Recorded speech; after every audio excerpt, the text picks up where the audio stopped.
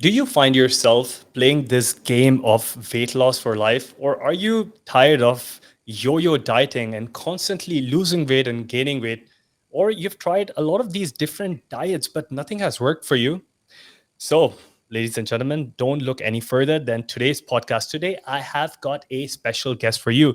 My guest on the show today has got so many titles and she wears so many hats, but she's done a lot of incredible things in psychology, nutrition, integrative medicine, functional medicine. She is the founder of Well Empowered, a holistic wellness platform where she has changed many lives. Everyone, please welcome Dr. Jessie Hehmeyer on the show today. Jessie, welcome. Thank you so much, CJ. It's such a pleasure to be here with you and your community. I'm glad, and the whole community is excited to listen to you because weight loss is a special topic in this part of the world. A lot of people that I meet aren't concerned about many things when it comes to their health, but they tie their health to weight loss. And I think health and wellness goes way beyond weight loss, but it's for most people, it's limited to that. So look at, let's start off with weight loss. Tell me something. For most people out there, they might have a simple definition in their head that is calories in versus calories out, which means that if I ate 2000 calories and if I could burn 2250 or 2500 or 3000 calories, I'm going to hit my weight loss goals. And most doctors or nutritionists here will tell people this. What's your take on calories in versus calories out? That is a great question, CJ. Well, my take is that it is a piece of the puzzle, but it's certainly not the whole puzzle. So calories do play a role in our weight. Another way to say that is the law of thermodynamics is real, right? It does, and the calories we consume does impact the number we see on the scale, but it's definitely not the whole story. Not all calories are created equally. So when I think about how nutrition, our food and beverages affects our weight, there are three ways. The first one you just mentioned is calories, the total amount of calories we are consuming. The second way what we are eating and drinking affects the scale is the hormonal impact. So the way that our foods and beverages affect our hormone levels, everything from whether we experience satiety as a result of producing leptin and cholecystokinin, our satiety hormones, meaning we feel like we've been fed, we're full, we don't feel like we need to eat anymore, as well as whether we're promoting the production through our nutrition and beverages of leptin, our primary hunger, of ghrelin, our primary hunger hormone, right? So the hormonal impact of our food and beverages is the second way that our weight is affected. And there are more hormones than the ones I've just mentioned, right? Insulin one is definitely a big one. When we're producing lots of insulin, we are pushing our body into metabolic conservation mode, also known as fat storage, right? So the way that our food and beverages interacts or impacts rather our production of hormones is the second way that nutrition impacts the scale. The third way is through inflammation. So the foods and beverages we're consuming, they are almost always either pro-inflammatory or anti-inflammatory. In other words, there aren't too many things that we'd say are net neutral, right? Just kind of fall in the middle. Most things either push our body towards inflammation or away from inflammation. And when inflammation is elevated, our body is going to be in, again, metabolic conservation, AKA fat storage mode. So those three ways that our food and beverages, just to kind of summarize that all, impact our weight, and it are through calories, through their impact on hormones, and then through their impact on inflammation.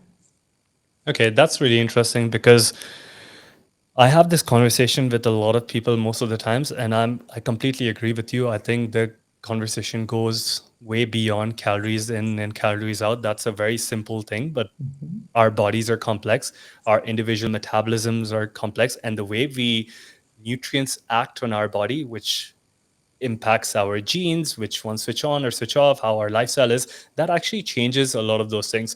But I heard you mention, or I read a quote on your Instagram, which says that we're not, it went something around, you're not what you eat, but you're what you don't excrete. So, and this goes into the conversation of detox. So, can you tell us Yes. on that, like that concept, and what do you mean by Yes. that? Yeah, absolutely. Yeah, that's a good one. You're not what you eat, you're what you don't excrete. So fundamentally speaking, we are both what we eat and we are also what we don't excrete. We're both of those Hmm. things. But on when we are consuming, living in our world, right, we are invariably encountering pollutants, and also inside of our body, detoxification. Typically, we think about the pollutants we encounter, whether they're in the air or pesticides, maybe things we're putting on our body, stuff like that. We typically think about those things going through our detox pathways, heavy metals, stuff like that. And while that's true, we are also processing our hormones and byproducts of metabolism through those very same detox pathways. And so our detox pathways handle a lot of different things. And if they are not running well, smoothly, if phase one and phase two aren't matched up well, if we're reabsorbing toxins through our gut, which is where phase three happens, if they're not all running smoothly, we're going to reabsorb toxins, and these toxins are going to cause cellular damaging. They're going to produce free radicals, right? They're going to, cause harm to our genes, all kinds of Hmm. stuff, interfere with our ability to produce energy. So when we are not properly moving our toxins, those that we produce internally and those that we encounter in our environment, both of them, through those detox pathways, they are going to have a negative impact on our body. And there are a lot of different things when I'm working with people. There are a lot of different things that I look at to understand if this is at play in their health. Because again, we think about the impact of reabsorbed toxins on our body. It's going to increase inflammation. So again, with someone who's dealing with weight, if their inflammatory markers are high, that is one of the places I'm going to be looking to see if there's work we need to do to clean up their detox pathways, both by reducing the amount that's being processed through them, as well as supporting them, kind of greasing the wheels so that they run a little bit better. One way I think about detoxification, and this isn't the only way someone would know they have higher toxins in their body than ideal, but if Hmm. you are not having daily ideal and really, really ideally multiple times a day, but that's not going to work for everyone. But daily bowel movements, that is Hmm. one of the ways we get rid of our toxins, as well as through our urine and our sweat. So if someone comes to me and they are struggling with constipation, by default, I'm like, okay, we've got some detox work to do here. Hmm. And thank you for sharing that. And you mentioned three phases of the detox: phase one, phase two, and phase three. Can you give us a brief on like what these phases are or where do they happen? Yeah. Yeah, I love talking about detoxification because first of all, like the word is so chic. The word Mhm. detox just like gets everybody excited. It's like, oh, a supplement that supports my detox Yeah, but pathways. most people would be thinking that cleansing with the juice or having a few chlorella Yes. tablets is detox only. But of course, it goes way beyond that. Yes, well said, CJ. Well said. So phase one and phase two, those happen in the liver. And I kind of think about it like a game of like leapfrog. So you can kind of think about the frog being the toxins, and the frog jumps from the first lily pad to the second lily pad, and that's phase one. And to make that happen, all the enzymes that play a role in that, they need a variety of different nutrients to work well. So just simply put, there are nutrients that help those enzymes work well. And so one of the things that I'll do is assess those nutrients, because if they're depleted, I already know by default that phase one is going to be impacted. Now, phase one for most people is the phase that is more likely to run well, which sounds like good news, except for when that frog is on that second middle lily pad, hanging out in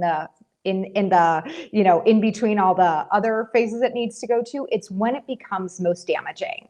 So when phase 1 and phase 2 aren't matched up, aren't in sync, which happens with some frequency for people for a variety of reasons, when that frog is sitting on that lily pad in the middle, it wreaks havoc on the body, right? It produces more free radicals, more damaging byproducts than it did before it even started the detox pathways, right? So we always want to make sure phase 2 is matched up with phase 1. And similarly, when that frog is leaping from that second lily pad to the third one, in other words, going through that phase 2, the enzymes that are associated with phase 2 require different, cofactors and things to support them.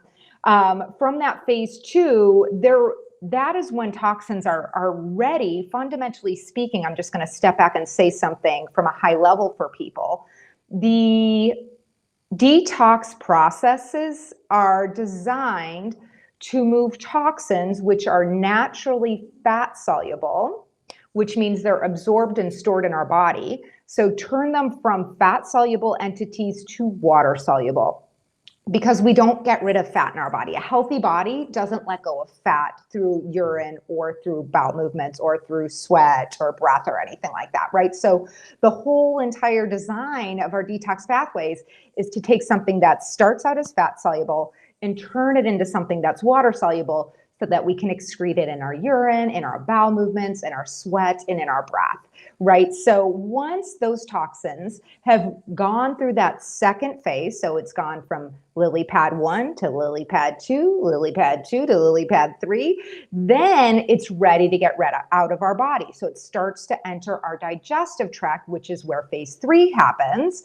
And if we're not drinking sufficient water, if we are not having daily bowel movements, which a lot of different things can contribute to that, a disruption of the microbiome, people being in a fight or flight state versus rest and digest, insufficient production of digestive enzymes, which is a little related to that last point, but all those, a lot of different reasons why someone might not be having a healthy bowel movement. But once it enters the digestive tract, from that phase 2 processing in the liver, then it's ready to exit our body. And so we just want to help get it out then. And this is an entire process that you beautifully explained, that it starts off with the fat soluble toxins, and then the body has this natural ability to convert it via different steps into water soluble molecules, which then can be excreted out. Now, you mentioned bowel movements is one, sweat is one, urine is one. Do you think a lot of people face detoxification issues because of our sedentary lifestyle, which means a lot of people have been sitting in air-conditioned rooms most of the times? They don't really go out and break a sweat. A lot of people, nowadays there's a lot of people doing this, but lack of access to like saunas or places where they can really excrete those toxins out. Do you see this a lot? Yeah, definitely. I definitely see all of those, having people sweat. We want to capitalize on every way we can get rid of toxins. So certainly, yeah, making sure people are sweating and moving. I will say, as a whole though, when I work with people, whether it's one-on-one or in a group, I always want to start where people are. Right. In other words, if someone has been sitting at their desks for the last decade, it's really unlikely my next recommendation is going to be, let's have you, get outside and start running in 90-degree weather or whatever. Right. But certainly that is, the trajectory will be encouraging someone to move towards optimizing every single point that we can. And then I will also add to that they are willing to, right? Because people need to be willing to do things that sometimes are just uncomfortable, right? True, especially when it requires a little bit of hard work and a little bit of discipline and a little bit of going outside your comfort zone. You mentioned there are different enzymes and cofactors and nutrients that are missing due to which people have a hard time in detoxifying. What is for you that one nutrient that you would advise anyone or everyone to start incorporating in their lives? Is it a binder? Is it a nutrient? Like That's such what's a the good most question. bang for the buck? Okay, I'm going to make this super easy. Yeah. The most bang for the buck. Can I give you, I would say fiber and water. really Okay, cool. fiber and water, Yeah. right? Because when I think about the phase 1 and phase 2, that it is so individual, right? So, we want to make sure people have sufficient B vitamins because those Hmm. are really essential for especially phase 1 of detoxification pathways. But we also want to make sure people have sufficient protein because amino acids are essential to phase 2, Hmm. and antioxidants to clean up, even if somebody has detox pathways that are just humming along, that middle, that second, lily pad we talked about where the frog causes problems, so to speak. Hmm. We want to make sure we do have, vitamin C and CoQ10 and glutathione and beta carotene and all these wonderful Hmm. antioxidants to help dampen the impact of, what's just naturally happening in the body. But, across the board, I would say making sure people are, a natural binder is fiber, right? So Hmm. if I'm working with someone clinically and I do see a need for heightened level of detox support, you're totally right, CJ.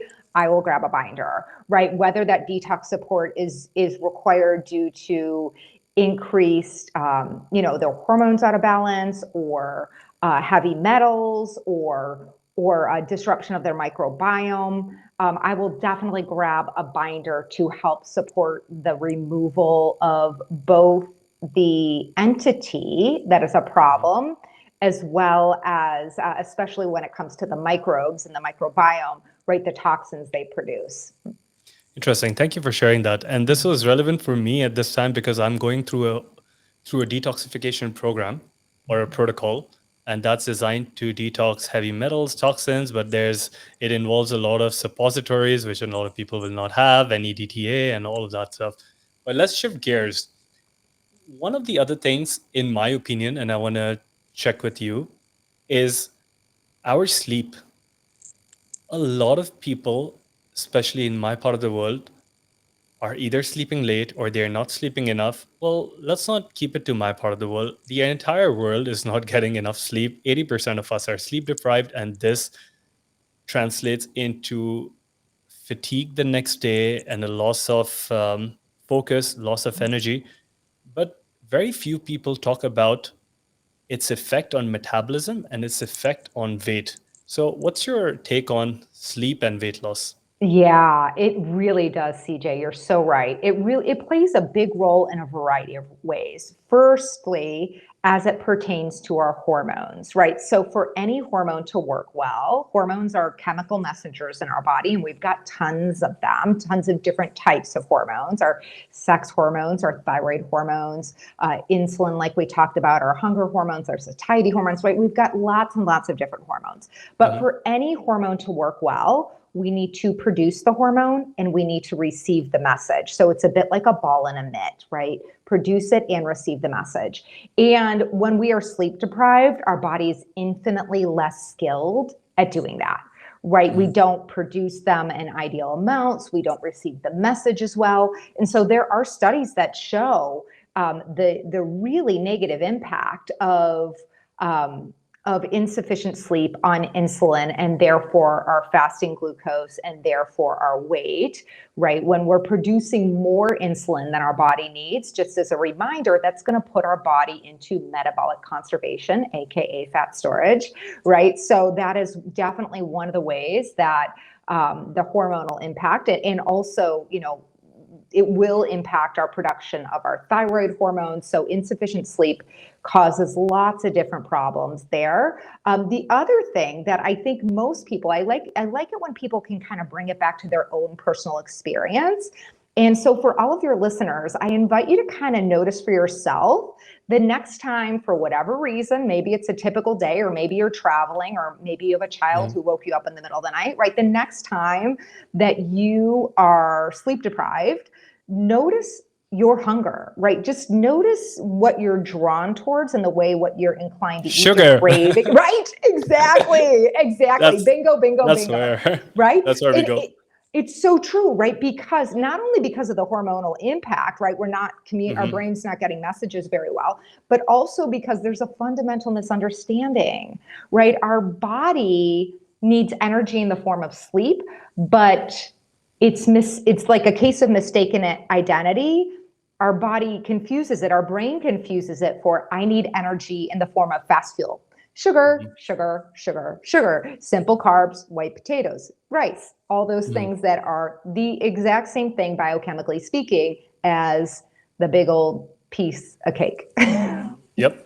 And you get even more in my own personal story. I feel even more drawn to some of these things and even like just sweetness in my life. I feel like there's this whole sweetness thing missing in my life. And normally I would not reach out for anything sweet, but the days that I'm sleep deprived, that's the first thing I go to.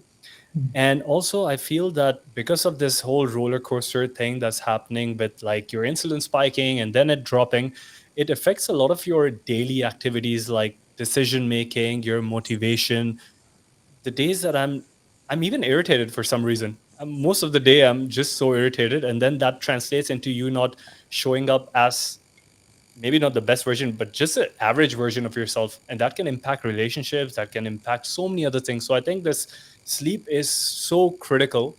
And I think even over a period of time, if you just decide not to sleep enough, your metabolism also down regulates. So A, you're eating a lot of calories, and B, your basal metabolic rate also down regulates. So now you're just putting on more weight, like you said, metabolic conservation.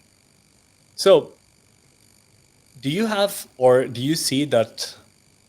So there is high intensity interval training, there's CrossFit, there's bodybuilding, there's super slow strength training, ARX, so many different kinds of training out there, Pilates, yoga. If we were looking at weight loss, is there a certain training modality which is superior to the other, or have you seen something that works best for everyone? So I would say, in a perfect world, we don't have to just choose one, right? But the one I would say I encourage people to prioritize, right? If they're starting from a blank slate, or even if they're not, right? Maybe they do like working out and they're just trying to figure out what's best for their body. I am always going to encourage prioritization of the strength training and strength training at a meaningful intensity, right? So as you maybe know, I'm a big fan of slow strength training, that super slow Hmm. strength training, Me too. right? Yeah. It's so I was a co-founder before I went to graduate school of the first high intensity boutique strength training facility in Chicago in 2002, Hmm. and I sold my half about 4 years later and ultimately went to grad school, but I still go there, so it's still open 21 years later. And I'm a big believer in the slow strength training method for a few reasons. One is it's safe, right? Hmm. Typically people get injured strength training because they're using momentum versus their muscle, right? And that's also what makes it very effective because you're just using your muscle, right? Not Hmm. momentum.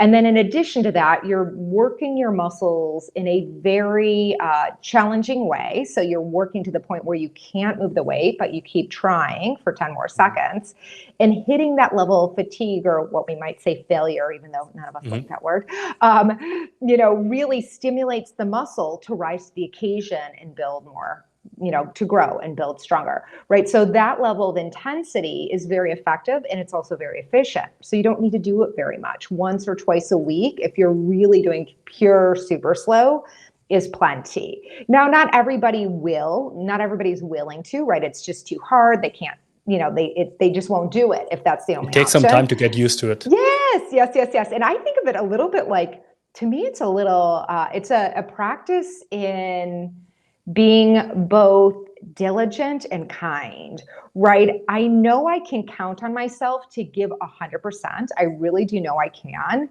And so on any given day, I will give 100%. And there's a little bit of making peace with one day. 100% might be a little different than 100% another day, but either day it's 100%. So I find it a very interesting, almost like meditative practice, right? I don't know how you feel about it. Yeah. I mean, I'm pretty sore from my last workout. Every time I Yes. try it, I do get sore. Yeah. Right now, what I used to do twice per week, a full body split of Mm-hmm. about 20 minutes, under 20 minutes of one exercise each, Mm-hmm. and super slow. For anyone who's listening and who didn't understand this, we're talking about a method in resistance training where you typically for me, I put a timer of about 2 minutes, Mm-hmm. and I lift the weight really slow, like 6 to 10 seconds up and on the eccentric and 6 to 10 seconds on the concentric. And what this does is it allows for greater utilization of the muscle. It allows for higher time and attention, and it allows for a bigger impact in a lesser amount of time. And for everyone who's listening, who most of us are familiar with, going to the gym, hitting a few body parts and having like maybe 10 or 15 sets done for it. Well, with this, you can do 1 or 2 sets per body part, and it gives you like similar impact. So what I'm doing, Jesse, right now is that I strength train 3 times per week, and one day a week I'll do super slow training. One day a week I'll try to do more of a powerlifting sort of a training just to increase raw strength. And one day a week I'll do like a power training. So I'll just move weights really fast, because I've seen some studies that as we age, it's not just the strength that and the muscle quality that we lose, but much before that, we lose our power. Mm. And athletes were able to keep up their power by using lighter weights but doing more explosive kind of reps. Then that is also one road that leads to longevity. I love Any that. takes on that? You know what? I'm not familiar with that research, but I hope you'll Mhm. share it with me after I'll share today's it with you. show because I love that. That sounds great. Really great. I love what you've constructed there. Okay. Yeah. So we Yes. have strength training, resistance training. What Yes. about for all those people who want to lose weight and to them, working out is actually being on the treadmill for 45 minutes or an hour? Yes. Okay. Well, and to say a little bit more about how strength training impacts weight, right? Hmm. When we increase our muscle mass, we increase our resting metabolism. And that means we burn more calories all day long. So I always tell people, if you can add muscle to your pinky, do it, right? Hmm. So everywhere we can add muscle, a lot of times people think about spot training. Oh, I tend to gain weight in my fill in the blank. And so I just want to Hmm. do that, right? But we really do want to, as you were sharing, CJ, do that full body workout so that we maximize muscle because then we're really maximizing our resting metabolism. But to speak to those who associate the cardiovascular exercise with weight loss, I hate to break hearts, but it's just not an effective way to get it done, right? I'm not saying don't do Thank aerobic you. activity. If aerobic activity brings you lots of joy, then you should definitely figure out a way to have it be a part of your life. But just get that it is not the keys to the weight loss kingdom. And I can say personally, there was a period where I thought it was, even though I wasn't getting outcomes when I was in college. I went to UCLA undergrad and I loved running. So I would run for hours. I literally would run for hours. And I was probably about 20 pounds heavier than I am now. Incidentally, it was also during the era of fat free being Hmm. all the rage. It like makes me cringe to even say it out loud. So there was a lot going on there. But fundamentally speaking, you know, the cardiovascular, cardio is not the route to weight loss, right? It is the route to increasing endorphins. And, there's some good research around just general movement and longevity, about 7,500 steps or more is kind of, the great place to target in just general movement and its positive impact on our well-being and our longevity. But 45 minutes on the treadmill is just not the way to do it, which hopefully for some of your listeners is good news, right? Because sometimes when I'm meeting with someone initially and they will say to me almost apologetically, like, but I just don't like to run. Hmm. Running really hurts my knees. I'm like, oh, well, don't do it. It's not, Those people jump on the elliptical. yeah, right, exactly. Or like sit on the recumbent bike until they're cross-eyed, right? Yeah, thank you for bringing that up, because I see a lot of people still following um, the same old trajectory of, which was probably there in the 80s or the 90s, where a lot of people were running marathons and a lot of people were outside running. And, I did it for the longest period of time. I used to love running, and just because it used to make me feel better. And I think when we are running, like you mentioned, you get these endorphins and you get this runner's high, and somewhere or the other it becomes our comfort zone. And then we don't want to let go of that comfort zone because it stayed with us for a long period of time. And then we don't want to do something new, which is uncomfortable. Okay, cool. So since we've moved the exercise piece out, what about alcohol? So What's the role alcohol, of alcohol in weight yeah, loss? yeah, yeah, yeah. Well, we want to acknowledge that alcohol is, of course, a toxin. So there is that, right? Mhm. And Are all there, alcohol toxic? yeah, all alcohol is a toxin. It will go, it will be processed through our liver, right? Goes through those detox pathways, right?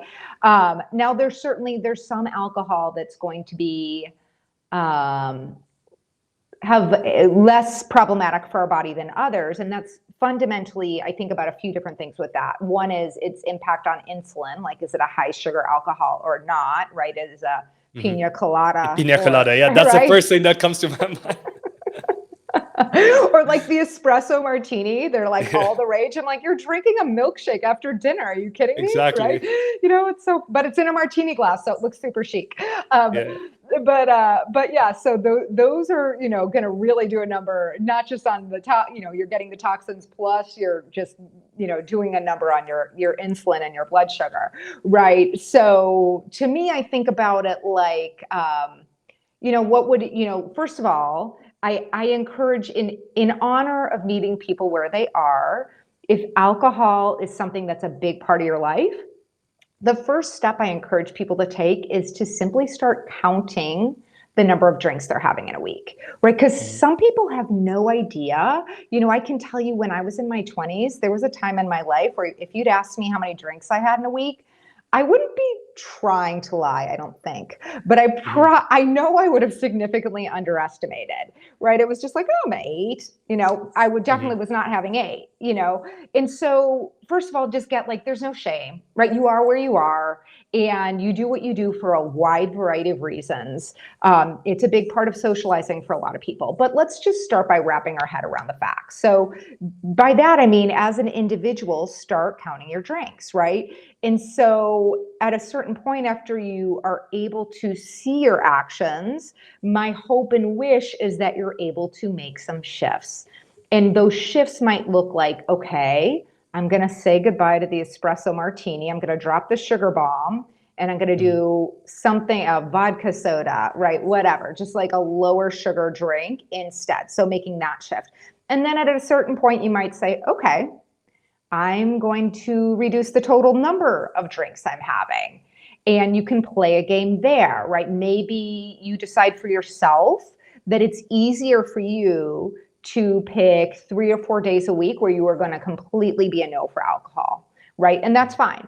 But for other people, maybe it's easier for them to say, okay, I'm going to create an alcohol cap of, let's just say, again, we want to honor where you the individual is. So if someone's typically having 4 to 5 drinks, maybe you bring it down by 1 a night max, right? And you just Mhm. start chunking away at it, one foot in front of the other. And that's really one of the reasons why I think so many people fail to truly master this area of their life, their health and vitality and their weight, is because the plug and play diets that are out there are a little bit like asking people to go from knowing how to walk. Okay, I know how to walk well. Now, tomorrow, you're going to climb Mount Everest. What? Mhm. you know? Yeah, so all So, those diets that are on Instagram and you're just looking yes, at other people doing something. Okay. yes. Yeah. So, yes, it is true that alcohol in excess, really, of about 4 to 6 drinks a week for women and double that for men does start to show up in the as it impacting longevity and increasing the risk of other diseases down the road. So okay, great, that's true. Let's not beat ourselves up. Let's just get into action. Let's start looking at where you are Mhm. and let's start looking at what your next best step is. Thank you for sharing that. Yeah, that's really interesting how alcohol just impacts our overall health, not just our weight, but our overall health. Because I also think that, it disrupts even when we eat with alcohol or we eat around alcohol, it disrupts the entire absorption of nutrients, Mm. and it can lead to other factors like sleep deprivation or not having the right amount of sleep, less REM sleep. sometimes when we're having alcohol, we're even making poorer choices on what to order. Because I know most of my friends will go to a McDonald's. They'll diet all day, or not. They'll have everything in control, but late at night when they're drinking, McDonald's is their best friend. So it Right. also leads us to do these sort of choices, which then impacts our overall, yeah, health.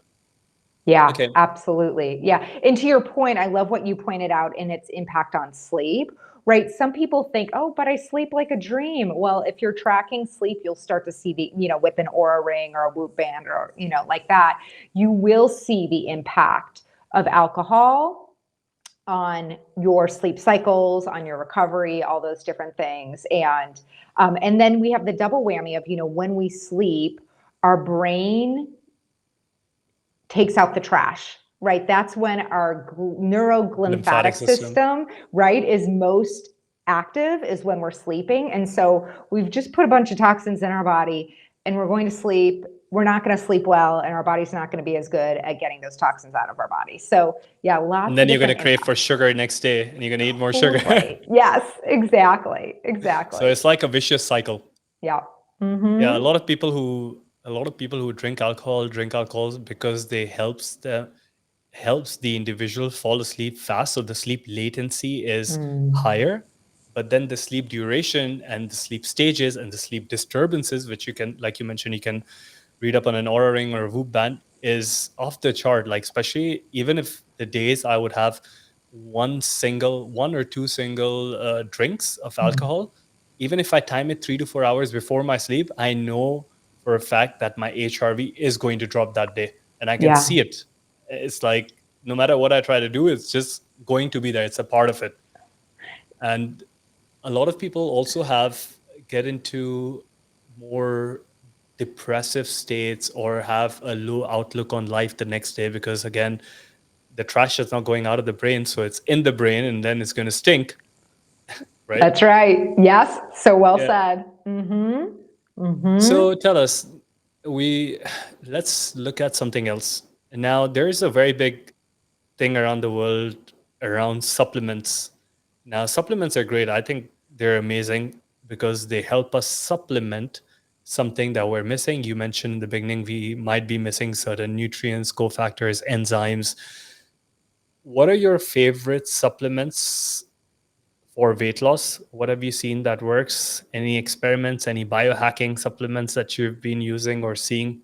Yeah, well, a few things. One is, I really do take a data-driven approach. So I always want to look at someone's, I do a lot of blood work. When I send Mhm. people to go complete labs, I let them know you're going to feel like you're donating blood. We're getting that much information, right? Okay. So, and then, in the way of specialty labs, maybe we're doing a microbiome assessment or we're looking at their adrenals. So it's just to say that different people have different root causes of struggles losing weight, right? We talked about the hormonal impact of food and inflammatory impact of food. In inflammation, for example, there's only one way we can know if inflammation is elevated in your body, and that's with a lab test, right? Sometimes people will come to me and they'll say, oh, I feel inflamed, and I'll ask them how it shows up, and they'll say, oh, my skin's red, or, my joints hurt, or, I'm bloated. Bloated, But yeah, most of the yeah, times. yeah, yeah, yeah. But more often than not, people are dealing internally with a state of chronic inflammation without any symptoms. The Mhm. only way we know is by getting the labs. Are you So, looking at C-reactive protein or exactly. HSCRP, HS? Yeah. yeah. And then homocysteine is another one I look at a Mhm. lot.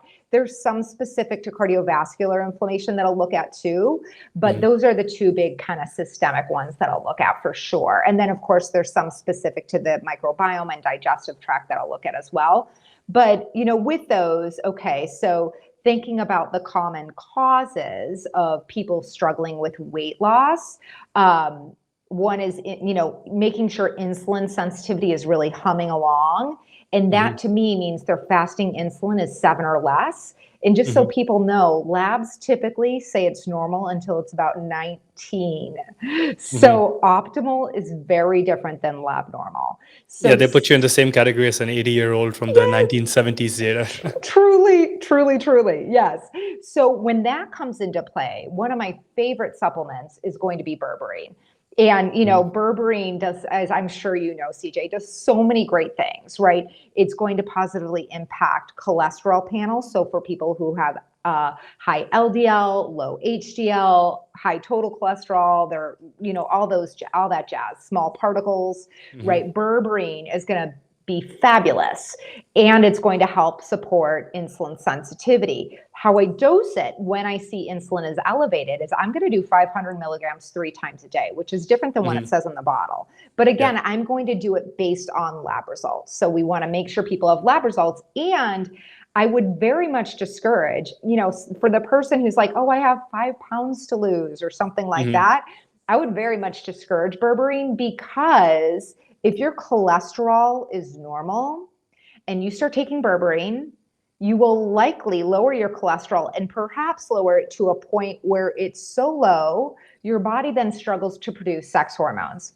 Yeah, so you Not have fun. Yes. endocrine problems. Yeah. Okay, Impacts your interesting. cortisol production, impacts your sex hormone production, because all those things are sex hormones, and cortisol are produced from cholesterol. Cholesterol is like The to mother sex hormone. hormone. Yes, exactly. Exactly. Right. You got it. So, but that's what I would say. If insulin is elevated, for sure, I'm going to be reaching for that berberine.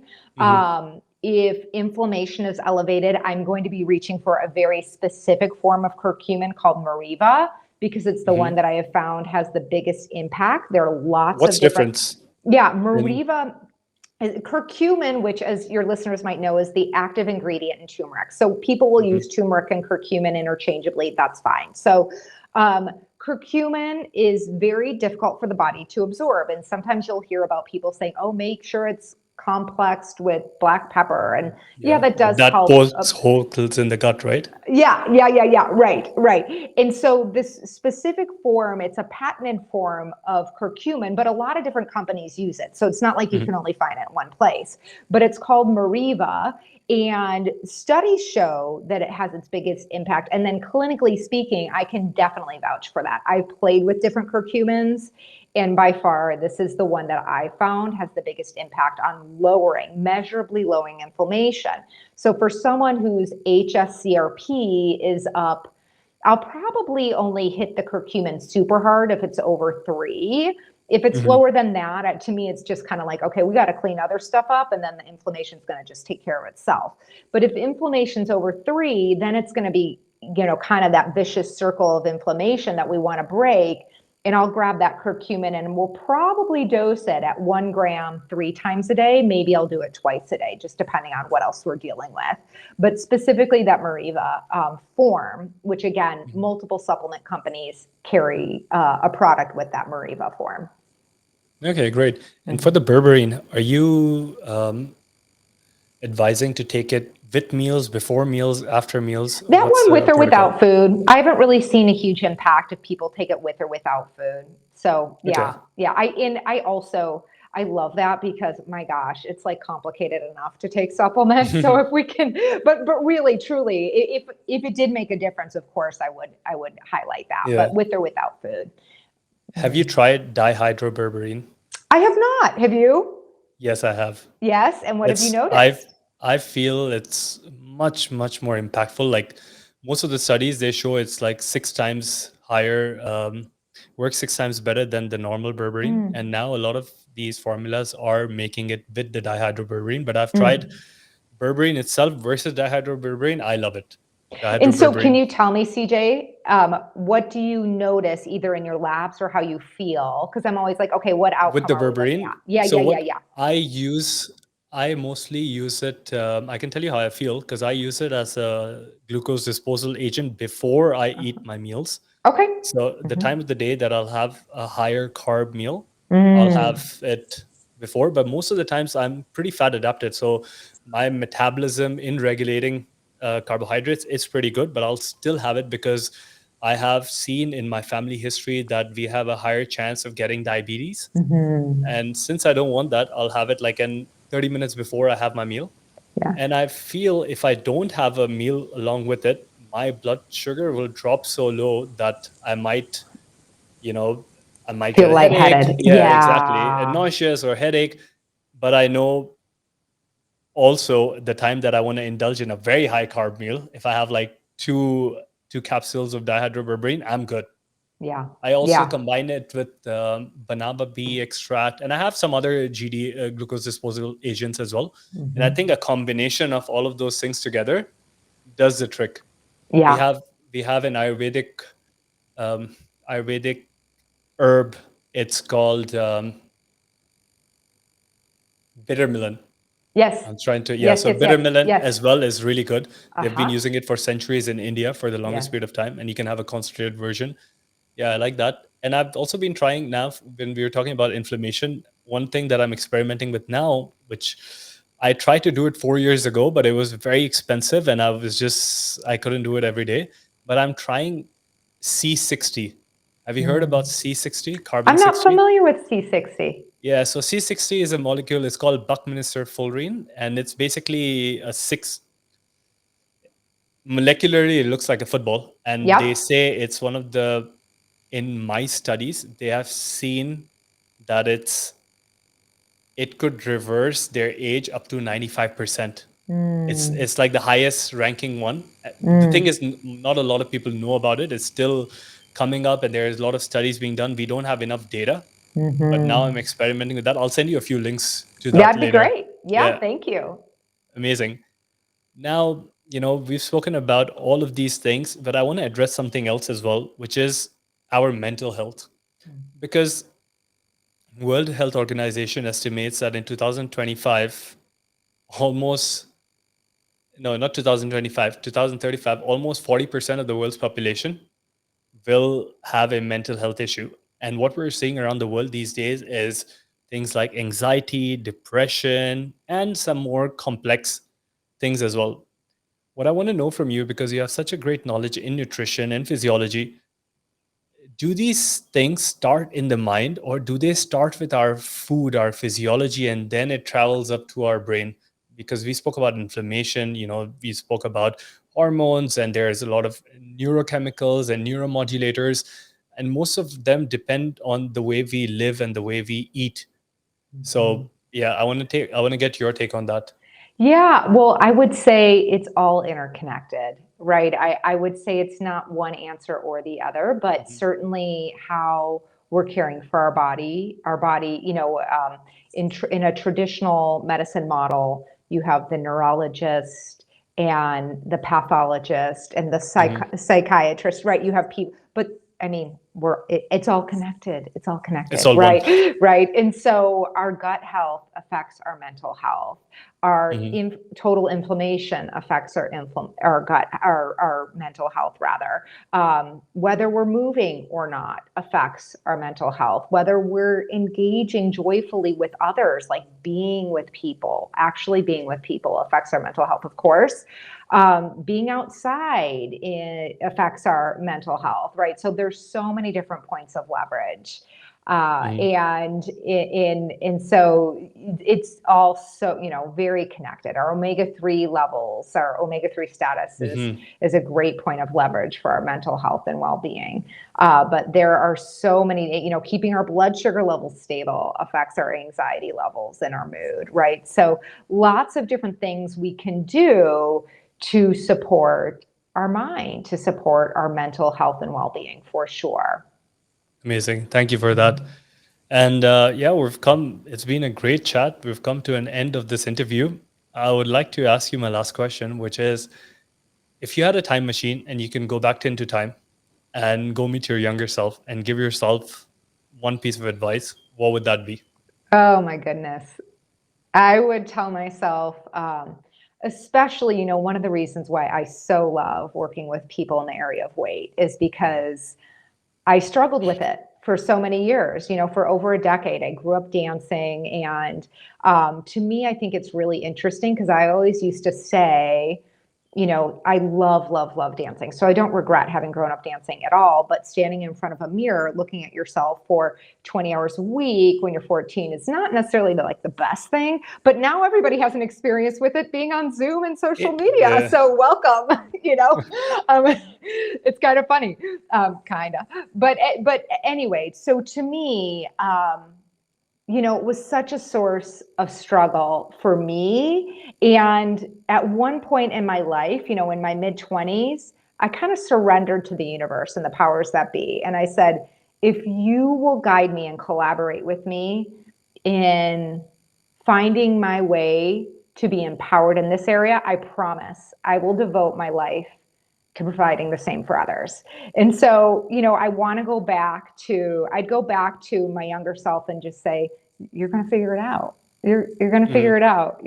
That being said, I think the struggle was an important part of my devotion, right? Because, how do we make change? It's a little bit, there's the carrot dangling, the future we envision or intend, and then there's the stick on the back, like the suck, to be quite frank, right? Yeah. And so I kind of, as much as I think about my younger self, and it tears me up, and it tears me up to see other young people when I can see them struggling. But at the same time, it's like that was so crucial to me finding my own way and developing tools. And of course, that's always being in the evolutionary game means we're always developing tools, but to contribute to others meaningfully in this area of their lives. Amazing. Thank you for that. And young people, if you're listening to this, it's okay to be confused. It's okay to struggle a little bit, but you just don't get disheartened, because at the end of the day, or end of the week, or end of the month, or end of a few months, you're going to figure it out. That's bound to happen. Just be patient, wait, be curious, and give it 100%. Life is the game of life is that once you fail, you'll start seeing success. It doesn't happen the other way. Someone or the other has to fail in something in their life, and that's a stepping stone to envisioning greater possibilities, getting a better clarity on things, and then you use that to your advantage. Use the universe to your advantage, because it's always working for you and not against you. So, that being said, Jessie, thank you so much for all the great things that you've been doing, all the lives that you've changed, all the great conversation that we have had. If people want to find out more about you, maybe they want to get in touch with you, maybe they want to book a session with you. I know that you have a course online, which is going to start soon as well.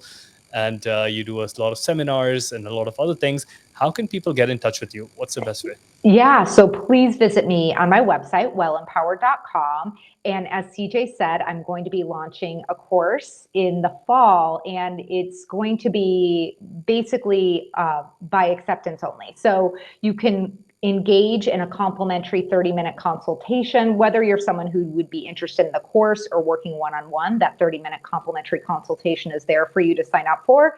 And then also, when you do that, you will get access to I've got a big library of free webinars that are on Hey, my free website gifts. also. Amazing. Yeah, for sure. Absolutely.